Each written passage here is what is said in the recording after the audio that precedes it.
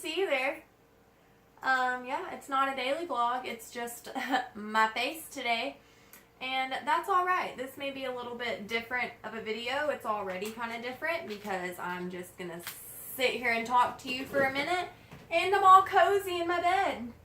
And that's just where I need to be for this conversation. Josh is right here beside me, so if you hear some like noises, it's probably him. But today, I wanted to talk to you about, in my opinion, the qualities of a good friend. I mean, everybody, I guess, has their own opinion about what makes a good friend. I mean, that's part of what's awesome about the world. We're all different.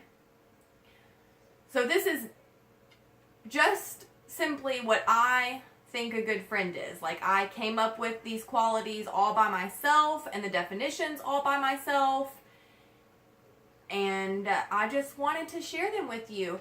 And my qualities that I think make a good friend may be different because I have anxiety and I have all of that I can remember, and my mind works differently. And as me and Josh were just talking before, I mean, he was even saying that it's just recently, I mean, me and Josh have been together a long time, so I don't know what recently is in his head, but he said he's just recently figured out how to see things from my point of view, because I'm a logical person.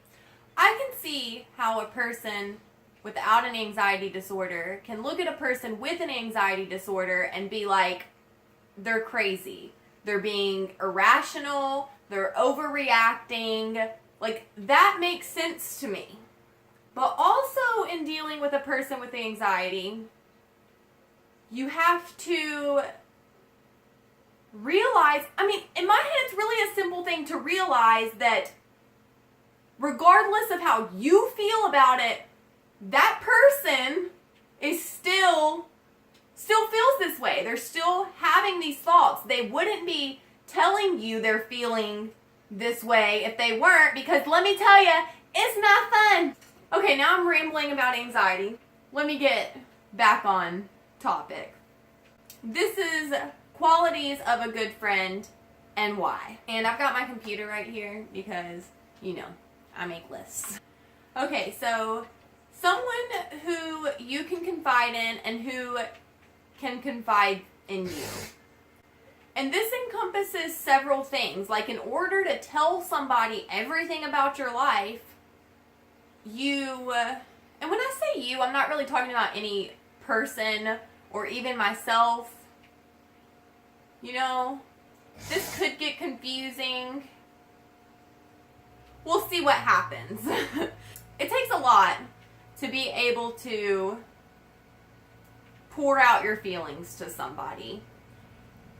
And so in order to confide in somebody, that encompasses a lot of things. You've got to be able to know that that person is going to keep your feelings and your secrets and really anything that's discussed between the two of you confidential. They're going to keep it to themselves. They're not going to tell it to their best friend or to their neighbor. I don't know. It's going to be between the two. The conversations y'all have are between you two. There's got to be a level of respect. So this means, I guess, like, valuing the other person's opinion and wanting to know the other person's opinion and thinking that they have good ideas, right? That to me is respect.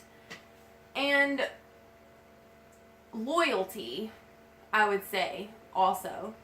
And that kind of encompasses all of them. If that person's loyal to you, they're not going to go spilling your secrets all over town, right? And that kind of leads me into my next point, and that would be there has to be trust. Again, not worrying about what you say getting to anyone else. It being just between the two of you. You being able to trust that person to be there when you call. Like, hey, I'm in jail. Can you bail me out? Yeah, I'm on my way. That's trust, right? Not trust also in knowing that that person's not going to do anything behind your back to harm you, right? And also, all of these things go both ways. Like, when I say I expect this out of a good friend, I also expect myself to act like this, right? And you should too. You shouldn't impose things you expect out of a person without expecting those same things from yourself, right? So my next point would be a longing to see each other, wanting to make plans with that person, and that person wanting to make plans with you, and making it a priority. And I'm not saying you have to hang out with that person 24/7 or even every weekend, but just making it a point and a priority to make plans with that person. My next point is a willingness to help when needed. And this is offering help without even having to ask. You just do it because you love that person and they're your friend. And if you're asked, not complaining, not putting up a fight, doing it with a happy and open heart. My next quality would be, I've got it written, cares about the things going on in your life. But I mean, like, you care about things going on in their life and they care about the things going on in your life, and they ask about them and listens when you're answering the question or just talking and asking questions to the other person about the things going on in their life and listening. Listening is probably like the biggest thing. Like, don't be on your phone while they're talking. Don't be distracted by something else. Listen. I probably should have put this point up with like trust and being able to confide in them, but honesty. And this is being able to say exactly what's on your mind to your friend. This also goes with confiding in them, because if you don't feel like you can say what's on your mind, obviously you're not confiding in them. These are kind of the same thing. Being able to say exactly what's on your mind without fear of what that person may say. You don't ever want to be afraid or feel like you have to be afraid to say something because it's going to cause a fight or cause tension. Because even if it does cause a fight or cause tension, if that person is a good friend, the friendship will still survive that tension. If things are never said, well, things go never said, don't they? And then also on the other side of that, when your friend's being honest with you, don't get your feelings hurt. When that person says, this is how I feel, you hurt me in this way, don't get defensive. Own up to whatever you did. And again, that goes back to, because anxiety or not, that person still feels that way. Whether you think you did anything wrong, that person still thinks that you did. And if they feel like they can't say that because it's going to cause a fight or what have you, I mean, that's just unhealthy. I guess there's two things that I have on here. I'll go ahead and move up my list that kind of go with that. And that would be acceptance. So not judging you, not making you feel bad for the things that are in your own head. Like I just said, you know, that person still feels that way. And so as a friend, don't make that person feel bad for the way that they're feeling. Don't make them feel worse, you know? And accept them for the way they are. Don't judge them. I mean, that is judging when you're saying the things you're feeling are wrong and this and this is why. Whether they're right or not, you still feel that way. And forgiveness also goes with that one. So forgiving and letting it go. Saying I'm sorry and then forgiving the person. Because like I said earlier, if the friend is a good friend, whatever's going on, you're going to make it out on the other side. And so you have to be able to forgive and to let it go. You also have to be able to admit when you're wrong. Because if you never admit that you were in the wrong and apologize for it, your friend can't forgive you. There's nothing to forgive because you weren't in the wrong, right? You see what I'm saying? Do you see what I'm saying? So another thing that I think makes a good friend is random acts of kindness. And I mean like gift giving. That's how I show my love, is gift giving.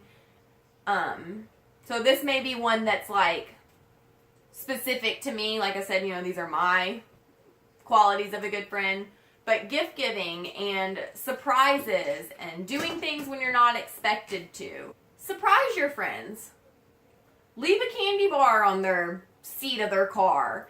I don't know. And also with random acts of kindness, doing things without being asked, that goes back to the willingness to help. Just be there. This one's a really big one with me, and I don't know if it's because I have anxiety that this one's a really big one for me, but it's empathy and understanding. So again, that is seeing things from the other person's point of view. Maybe you don't get it, and that's okay, but you still make an effort to see things from this person's point of view and understand what they're going through. Also with that, I have, they share your pain. When you're hurt, they hurt. When you cry, they cry.